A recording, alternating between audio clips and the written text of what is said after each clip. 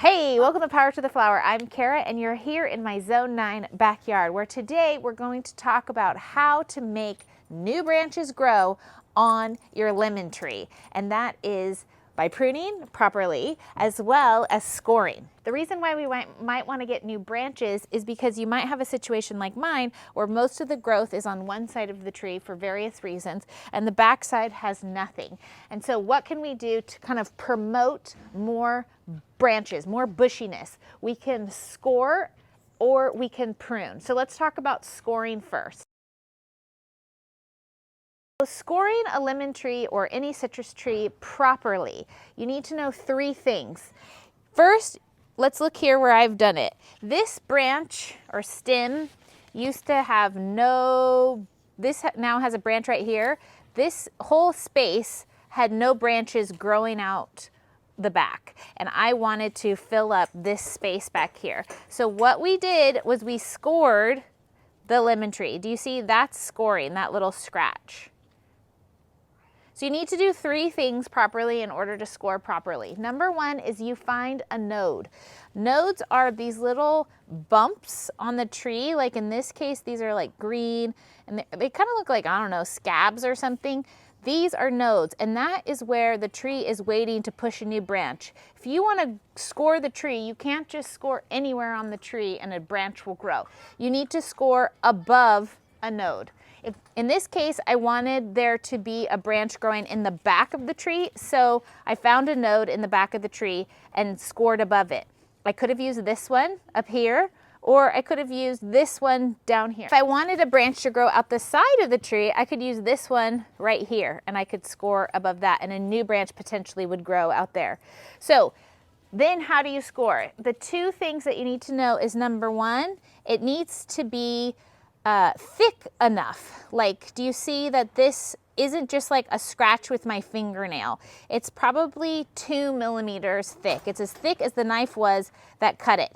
You don't want it to be too thick because you don't want the whole top of the tree to fall over. But it needs to be thick enough that the tree actually thinks there's a wound there.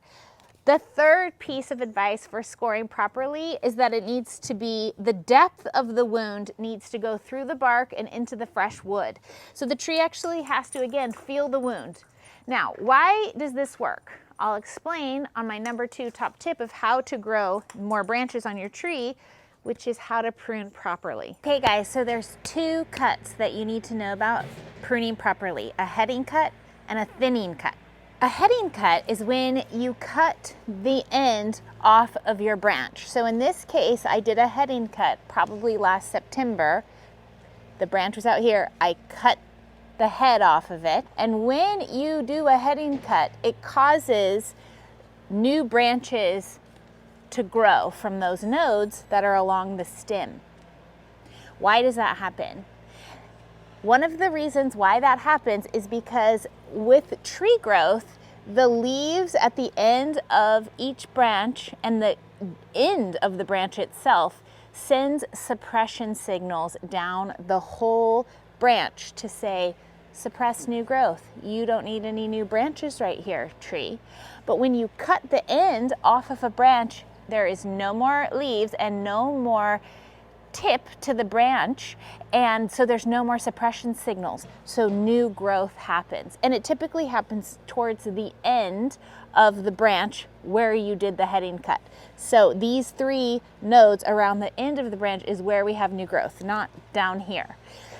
So the second type of cut is a thinning cut.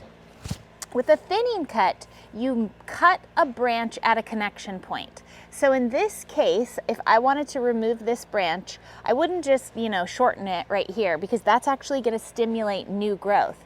What I'm going to do is I'm going to cut it at the connection point with this other stem. What that does is it leaves the ends of these 2 branches, which have tips and leaves, to continue to send suppression signals down the entire branch, which will make the new growth much more controlled. We might not even get any new growth, or if we do, it won't be as vigorous. That is the difference between our 2 cuts. A heading cut lops the top off and stimulates new growth, And a thinning cut controls the new growth. And so we do thinning cuts at connection points.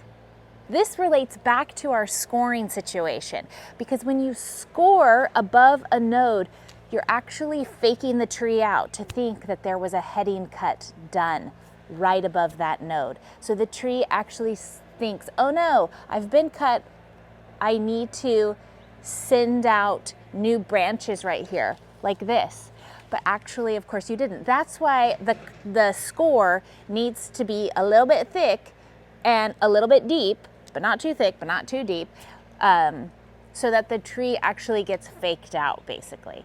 So I'd love to see you guys try this, your scoring and your pruning, to help bush out your citrus trees. If you do, tag me on Facebook at Power to the Flower WC, or on Instagram at Power to the Flower. I post videos every Tuesday here from my Zone 9 garden, and you can subscribe to my channel, like this, give me some comments. I'd love some feedback. Thank you so much for being here, and I'll see you in the next one. Bye.